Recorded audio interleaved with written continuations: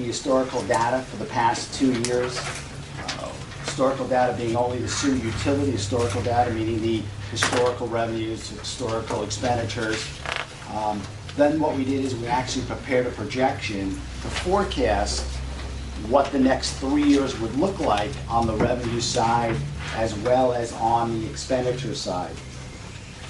In doing that, it's important to note that the historical or the forecasted numbers do not alter the existing rate structure. So the existing rate structure that the borough is currently utilizing is the exact same structure that we utilized to go forward over the next 3 years. The PowerPoint that we're going to have, the limited pieces here that we're going to present, is really just an overview, and I didn't really intend on getting into the details of it. I think it's more important to just have a conceptual concept as to what we've done, where we are, and obviously there is still more work to be done as we move forward. So if you were to, Joe's wanting to see that slide. So this is one of the first things that we did when we were engaged to do bless you. That we were engaged to do the agreed upon procedures report. And really what this is simply, again, this is just giving you, the reader as well as mayor, council, an understanding when we look at the utility, where have we been? Because I think that's the most important thing before we can figure out where are we going. So historical data is here. It's just in summary format. We have all our revenues and expenditures, which are summarized. And I think I just want to point out here that when you look at the bottom number, which is the fund balances, so you can see back in 14, I'll just use round numbers, it was $2.7 million, and it went up to 2018, unaudited, but I don't feel that those numbers are going to change once the audit's completed, and that's at $3.5 million. But again, that just gives you a little bit of perspective as to where we are. So you run somewhere around a $5.8 million to run that utility and to cover those expenses and charges. So having said that and looked at that historical data, then we had took that information and we analyzed and used those numbers to project where are we going to go for the next 3 years. Okay. And again, I think that when you look at this, we look at the utilization of surplus. So 17 and 18 is obviously just repeat numbers from the previous exhibits and shows the exact actual data and where we ended the year with the surplus numbers. And then we start getting into the forecasted or projected years, 19, 20, 21. And the rents you can see are stable, and the reason that they are stable is because, again, as I said before, the model that we use is the existing model that we have today. And so what would happen if we did nothing, in essence, in changing any of the rates or the rate structure? What would happen is that over time, and I'll get into some of the details a little bit, but I think if you look at, again, the focus on the fund balance at the very bottom, as I said to you before, we started with that roughly 2.7 in 14, and as we go forward now, that surplus number is going to start to go down as well year after year after year. Just want to grab something. 1 second. And really these forecasted numbers, as I said, I explained to you a little bit about the revenue side of it. Again, no change there as far as the rent and the rate structure. On the expenditure side, we know that the sewer charge is the largest component of the operating expense. You know, and that has been, that's about $1 million, a little bit over $1 million a year that we pay to MSA for the actual disposal of the sewer charges. That we projected to escalate at roughly 5% a year. The O&E line item that you see in there actually is forecasted to go up at about a blended rate of 4% per year. And that takes into effect that we considered operating expenses, salaries and wages would go up typically 2%. O&E for the most part would go up at roughly 2%. We had some other variances in there when we talk about health insurance and pension. Those we escalated a little bit higher. You know, those were being escalated at roughly 7% per year. Utilities at about 5%.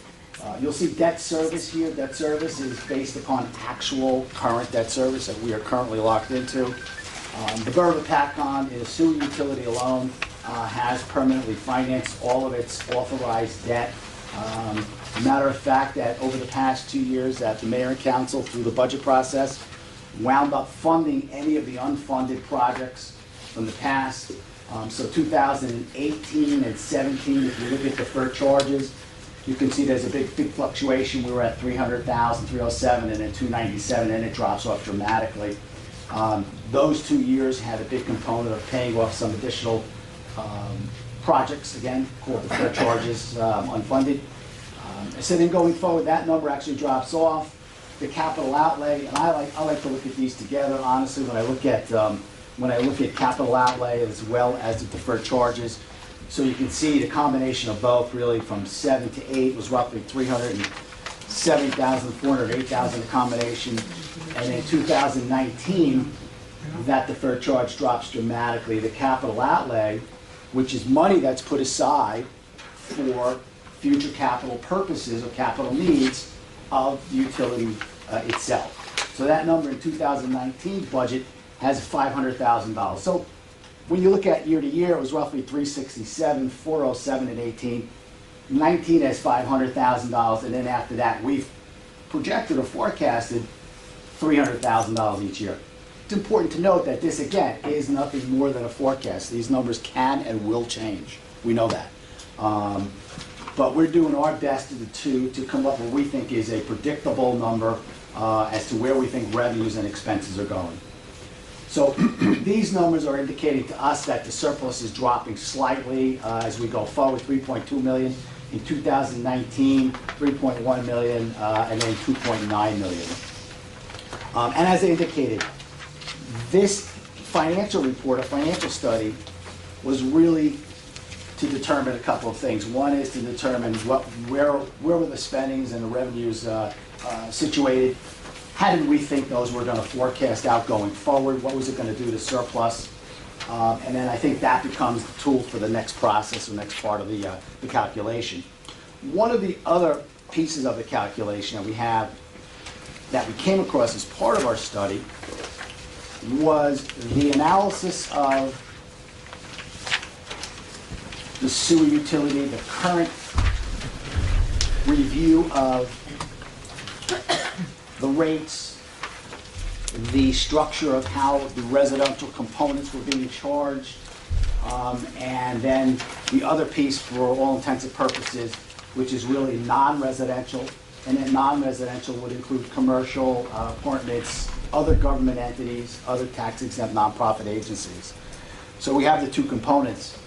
And what we did determine is that going through the process of analyzing the data, that when we looked at the percentage of water usage, comparing the residential component to the non-residential component, we can see that, well, okay, so right now we're, based on historical data, we know that the residential component has about 93% of the water usage, because remember, even though we're talking about sewer, it's really all being determined from water usage, because we're not monitoring the sewer flow. What is being metered is the flow that's coming into the residential or the particular units. So it's always based on water usage going in. So we know that those numbers equate to about that 93 versus 7%. However, when we looked at the actual billing components and how the bills were being derived, we saw that there's about a 2% variant here. So obviously you can see that the residents had about a 93% usage of the water, but yet they were paying roughly 95% of the bill. So I think this was something that obviously that I believe we're going to look forward to. We're going to look at for the next phase of the study, but this is certainly information that we're going to take and go forward with. Sure. Question on that rate, the non-residential versus residential. Is that taking into consideration any entity that is not the sewers? Can you explain the question? Yeah, I'm on city water, but I don't have city sewers. Is that rate being built into that? Is that part of that rate? You don't have city sewers. You're not part of the rate structure. You're not getting that. That's correct. Right. Okay. Correct. That was the question. Being that you mentioned that this has a lot to do with water usage and so on and so forth, How does this impact residents that pay for water as well as the sewer? Right, so you have some residents that actually aren't on water, have wells. Right, so the only thing that we were able to do is that we had to extrapolate the data. So what we did is we actually had, and I think it's about 50% or so, the data will show, that we know that there's roughly 50% of the residential units actually have water usage, so that was metered. So we extrapolated that to the other 50% and said, well, if the average residential unit is metering X number of gallons, well, or of water, then that's what we're going to extrapolate going forward for the remaining residential units. And that's how we came up with the total water usage compared to the non-residential water usage. What was the average for the residential usage? Water-wise? Gallonage-wise? I don't think that information. You know, I don't know, I don't have that information here. Yeah, it wouldn't really matter at this point, honestly. It would. It actually would. Because what- We're overestimating the amount of gallonage for what we're being billed for and how it's broken down. No, we're not. We are. It's set feet. You have a hole in the street. I'm talking about the actual gallonage. It's 72,000 gallons a year that they're estimating for us, and the average is about 10,500, 40,000 a year. Yeah, you also have the people too that will use their drainage when their basement floods and dump it into the sewer also, so like Correct. it's all offset. It's not, but that's. Well, we're working off the existing ordinance, and the existing ordinance has an EDU attached to it. And each residential unit is an EDU, and that's how it's being billed. So it's currently being billed at $322 per EDU. So it's 50 cents. basically, 50 cents. yeah, 50 I cents, think I right? completely understood your answer to my question. How does that affect people who are paying for water as well as sewer?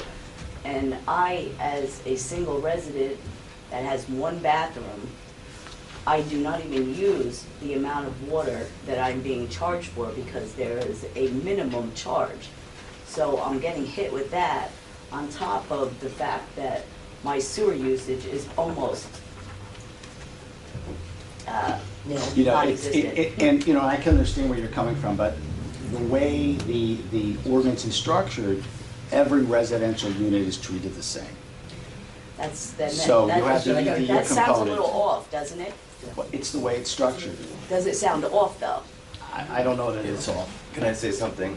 When I moved into town here in 2006, I looked into the sewer and everything like that. As everybody here is well aware, I'm the person that started the sewer petition back in 2008. And even the attorney told me that you can't charge somebody, because I said to the town, I'm like, hey, we all voted this as a town. There's supposed to be 5 phases. It's not my fault that it went bankrupt. It's not my fault that there were 2 different contractors and the same order was, whatever the case was. The end of the day is, we all voted it as a town. But the attorney also had, you cannot make somebody pay for a service they don't receive. And then if you want to keep going round and round about this, you know, then I said, my argument was when I was here in 2008, I'm like, well, I don't have kids, why am I paying school tax? That's 60% of my taxes. But at the end of the day is, when the town votes on something, they all have to stick by it, and it is what it is. Anybody that moves into the town, they should do their homework before they move into the town. Okay, The sewer sir, assessment, just the to add sewer on to assessment. that, Apply for all uses, either residential, commercial, whatever the case may be, and you make flow projections, and based on the flow projections, then you commit to that capacity. When Hopatcong applied for the TWA permit, the EDU allocation per DEP, I believe, was 250 gallons a day was their requirement. And the borough did petition that, identifying water records. It wasn't as low as 120 gallons a day for residential. It was higher, but they were able to petition the DEP to accept 200 gallons a day. So they accepted 200 gallons a day. So the residential projection was based on 200 gallons a day. And that with the DEP projections, they're always conservative because it's a long-term design criteria, because we right now have a very new system. There's little inflow and infiltration, that basically groundwater getting into the pipes or surface water getting into the pipes, and that's just the nature of operating a sewer system. You cannot eliminate all of that. And as the system gets older, you have a challenge of controlling that. So the amount of sewer capacity that we have is set by that TWA permit, which is 580,000 gallons a day. And so when we're looking at the EDU, at this point, everyone's connected. And what's very common with the DEP criteria that they have, it's very conservative, and you always, the actuals always tend to go less than what the projections are, because you have that reserve for II, the reserve to make sure. DEP basically does not want you to go over, it used to be 80% was your capacity assurance. They don't want you to go 80% of your allocation, so the projections were always to keep you below 80, because you do get fluctuations. They recently increased that to 90, so that's where we are with 90. So. Okay. Can I ask some These questions? loans were 20-year loans. I'm looking at debt service. Why is the price not going down? That debt service was structured for level payment. Okay. And we actually have bond counsel here too, if you want to chime in as well. The existing debt service was structured for a level payment in order to avoid a spike in the system. And I think that from an historical perspective, the trust, which was the latest financing, we had most of the infrastructure debt was in notes at that point in time. And then we went to the trust. The trust allowed us then to refinance those notes that were outstanding, and they generally let you do that over a 20-year period. So that total debt then was distributed out over a 30-year Excuse period. me. I didn't mean to interrupt you, Sure. but I just want to take a step back. Sure. When we got these loans, they were 20-year loans. And when you go and say we refinance them, why did you refinance them? We didn't refinance the loan. What we did is we took the temporary notes, bond anticipation notes that were being issued year after year after year, and once you get to the 10th year, you have to permanently pay them off or finance them. And at that point was when the trust was involved. And John can jump in on that. Jimmy, actually, the entire project was not funded through the trust. There was a portion through the trust, and then a second portion was funded independently. So that's why they do have, and John, why don't you take Hi, a John tour? Cantalupo, bond attorney for the town, March and Griner. Yeah, when I came into the town around 2009, 2010, there was an amount of existing debt that you guys had financed, like you said, sir, through a 20-year loans through the EIT program. We worked with the EIT in order to try to create level debt service. In other words, almost like a mortgage payment every year where it'd be the same amount. And what they allowed us to do, which is highly unusual working with us, was to allow us to roll a note for a larger a portion of the program for 10 years and then finance that. And that's when we financed that in 2015. And that allowed us to fill in the back end of the debt service. If they had forced us, like they do most of the time, to finance that immediately, there would have been a tremendous spike in your debt service in those earlier years, say like in 2010, 11, 12. So what this did was allowed us to push that out a little further and then blend it in and pay it off over a period of years, so it's more like a mortgage payment and it's more of a consistent payment. When we refinanced a debt in 2016, the only way you can refinance the outstanding bonds is if you have 3% debt service savings. So at the time, interest rates was much lower. As you know, you're hearing now, interest rates were climbing. We went into the marketplace because there was a debt service savings that we could achieve for the taxpayers, and we hit the market at the time to make sure we refinance it. The debt was not put out any further than it was before. It was paid in the same period of time, but it was all done just like when you refinance your mortgage for debt service savings. The same thing we did there to make sure we achieved debt service savings for the taxpayers. Okay. Let me say it this way. When we borrowed the money, I think it was, what was it, John? 2000? In 2001. There's a series of them, yeah. Yeah, I was on the council when that went on. Yes, sir. And when we did that, the agreement we had with Dennis Hart, you know Dennis Hart? Okay, well, he's gone now. Dennis Hart made us an agreement that he would help us with the financing, because if anybody here goes back Oh, to Dennis the- Hart from NJEIT, yes. Now, I just, yep, I know Dennis Hart, he had retired, but, He retired. yeah, but I know who Dennis is, yes. Yes. With the money that we had gotten, the first set of projects was a two-phase project. It was supposed to be a boulevard and I believe the schools. That's what it was. We got something like $8 million from Bob Littell and from Rodney Friedlander. We had to come up with $5 million, I think it was, to do this job. Now, I know what happened, and I know why we're in this hole. They never were supposed to refinance this money. They were supposed to pay off that section, that $5 billion. They were supposed to pay that off before they did anything else. But because some powers to be screwed up the job, they spent the money on the second project that they were supposed to use for the first project. That's why we're in the problem we're in. And John would know this, but I know Kevin Kelly would know it. I know Fletcher would know it, because we were all involved in this. I cannot understand for the life of me why we went further on into debt when there was no reason to. We had an agreement with the state. The reason we had to go forward with the sewers is because the state threatened to come in because of our Board of Health. They would not do a septic management plan. And that's why we had to get the sewers. Otherwise, the state said they were going to come in and start condemning houses. And that's why we did what we did. I had gotten off the council after that. But I'm looking here, over 20 years later, we're still paying the same debt service. And I'm not blaming you for refinancing. Some people are stupid. School teachers should not be making decisions on construction projects. We have professional engineers that do that. Fletcher was one of them, and he's one of the best. The problem is, he did what he was told by the mayor and council. That's why we're in this hole. The same thing, I'm looking here at the operating expense. Okay? I'll go along with that. Capital layout, capital outlay.